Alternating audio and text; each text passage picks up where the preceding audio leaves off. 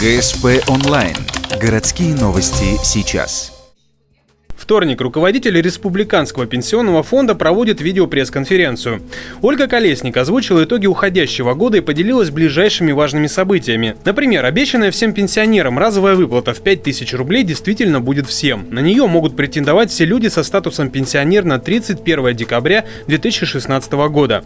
Деньги будут в промежуток с 13 по 28 января. Без подоходного и удержаний соцвыплаты также не учитываются.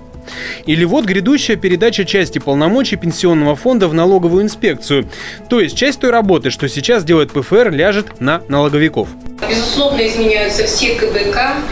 Приказ Минфина об этом уже подписан, поэтому к страхователям просьба к нашим, чтобы перечисление в январе происходило уже по правильным реквизитам.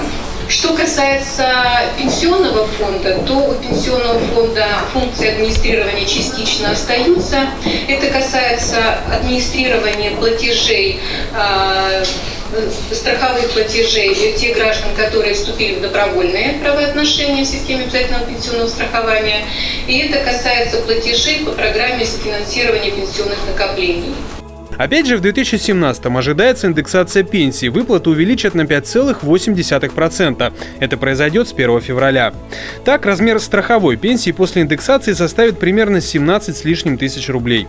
Однако, не столь радужная ситуация с мораторием на накопительную часть пенсии. Он действует в России с 2014 года. Отменять в следующем году в том числе не планируют. То есть человек при этом ничего не теряет. Во-первых, почему? Потому что страховая пенсия, она гарантированно индексируется государством.